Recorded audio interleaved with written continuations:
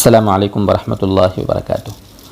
محترم و مکرم ناظرین و سامعین، ابھی اس وقت ہمارا ملک بھی بلکہ دنیا کے اکثر ممالک، بلکہ آگے کہہ لو کہ پوری دنیا ایک عجیب کشمکش کے شکار ہے۔ ایک بیماری نے وبا کی شکل اختیار کر لی ہے اور ہر ملک میں رہنے والے لوگ، وہاں کا پرشاسن، حکومت، صحت کا جو ڈپارٹمنٹ ہے، ہیلتھ ڈپارٹمنٹ ہے، سواستھ وبھاگ ہے، وہ بہت کچھ اس بیماری کا مقابلہ کرنے کی کوشش کر رہے ہیں اور اپنے وہاں کے لوگوں کو ہدایت دے رہے ہیں۔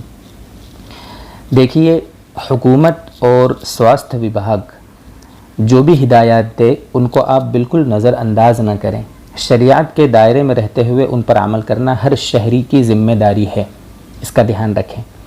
مجھے یہاں دو تین مسئلے خاص طور سے آج کے حالات کو دیکھتے ہوئے عرض کرنا ہے۔ سب سے پہلی بات، مسجدوں میں جماعت کی نماز کا اہتمام، اس کا کیا مسئلہ ہے اور ہمارے علماء اس سلسلے میں کیا رہبری کر رہے ہیں اور شریعت کیا کہتی ہے۔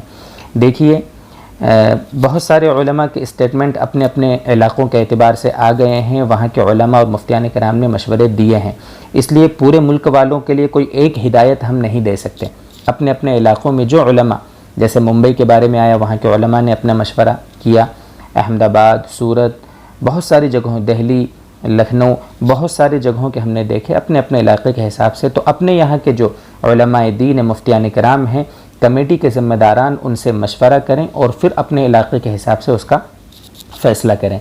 جیسے دیکھیے، آپ اسکرین پر حضرت مولانا خالد سیف اللہ رحمانی دامت برکاتہم کا لیٹر پیڈ دیکھ رہے ہیں۔ ان کے اسٹیٹمنٹ میں آپ دیکھیں، پہلے ہی نمبر پر جو ہدایت دی گئی ہے وہ کیا لکھا ہے؟ مسجدوں میں اذان اور جماعت ہو، لیکن مسجد کے امام، مؤذن، خادم، جو کچھ وہاں کام کرنے والے انتظامیہ ہیں، صرف وہ لوگ جماعت سے نماز پڑھ لیں، ٹھیک ہے؟ اور وہاں اگر اس طرح انتظامیہ نہ ہو تو پڑوس کے کچھ صحت مند حضرات ہو جو جماعت کا اہتمام کریں، لیکن جو محلے کے دوسرے لوگ ہیں وہ اپنے گھروں میں نماز ادا کریں۔ موجودہ حالات کے پیش نظر اس میں کوئی حرج نہیں ہے اور انشاءاللہ ان کے اجر میں بھی کمی نہیں ہوگی۔ اب بہت سارے لوگ یہاں پر بحث کر رہے ہیں، وہ کہہ رہے ہیں کہ ہم مسجد نہیں چھوڑیں گے۔ بھائی، ایسا کچھ نہیں ہے۔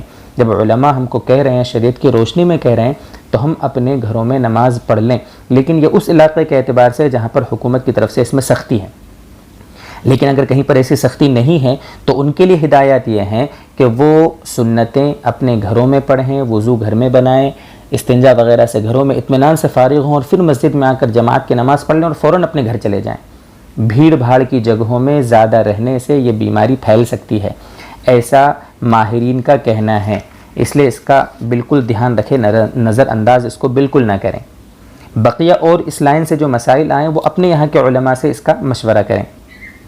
مسجدوں میں ایک بات کا دھیان رکھا جاوے کہ جو جانمازیں ہیں ان کو بالکل ہٹا دیا جاوے، مسجدوں کو اچھا صاف رکھا جاوے، صابن سے، سرف سے، فنائل سے اچھا دھویا جائے، ہر دوسرے تیسرے دن اس کا دھونے کا اہتمام ہو۔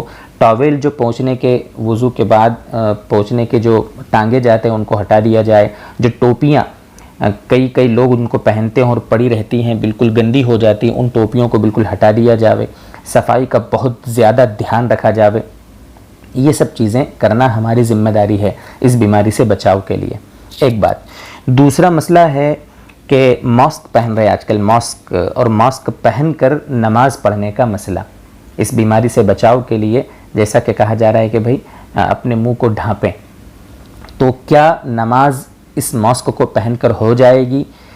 دیکھیے، عام حالات میں اپنا منہ ڈھانک کر نماز پڑھنے کو علماء نے مکروہ قرار دیا ہے، بلکہ بعض علماء نے تو مکروہ تحریمی تک قرار دیا ہے، لیکن کوئی مجبوری کے تحت، جیسے آپ دیکھ رہے ہیں فتویٰ اسکرین پر کہ مجبوری کے تحت اگر یہ پہنا جاوے، جیسے سردی کا مسئلہ ہو، گرمی کا مسئلہ ہو اور آج کل اس بیماری کا مسئلہ ہو، تو اللہ کی ذات سے امید ہے کہ بلا کراہت ہماری نماز ادا ہو جائے گی، اس لیے ماسک پہن کر نماز ہم پڑھ سکتے ہیں، کوئی حرج نہیں ہے۔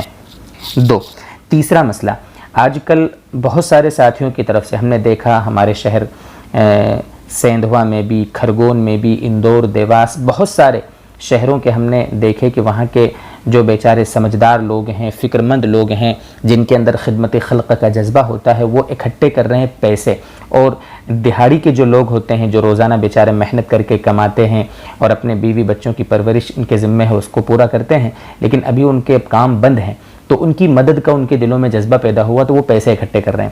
لیکن دوستو بزرگوں، یہاں پر ایک مسئلہ بہت اہم ہے، وہ ذہن رکھیں آپ، جو پیسے بھی ہم اکٹھے کر رہے ہیں، زکوٰۃ، صدقات، امداد، عطیہ وغیرہ جو بھی اکٹھی کر رہے ہیں، اس میں اس کا دھیان رکھیں کہ غیر مسلم بھائیوں کو بھی ہم اس میں مدد کریں، مسلمان بھائیوں کی بھی مدد کریں، اس میں کوئی تفریق نہ کریں۔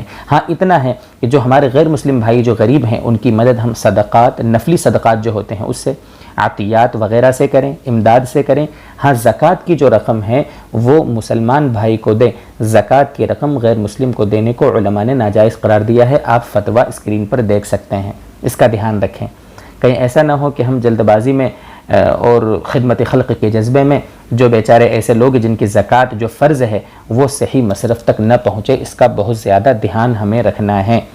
اور جو لوگ یہ کام کر رہے ہیں ان کو اپنے کسی مفتی صاحب، عالم صاحب، علماء کی رہبری میں یہ کام کرنا ہے تاکہ غلط نہ ہو جاوے، صحیح کرنے کے جذبے کے تحت وہ کہیں غلط نہ ہو جاوے۔ یہ 2-3 مسائل تھے جو ابھی ضروری سمجھا ہم نے کہ آپ کو ان کے بارے میں سمجھا دیں۔ اللہ تبارک و تعالی ملک سے اس پوری بیماری کو پوری دنیا سے ختم فرمائے، اور اللہ تعالی امن و امان، حفاظت اور صحت کی اللہ تبارک و تعالی ہوائیں چلا دے۔ وآخر دعوانا ان الحمد للہ رب العالمین۔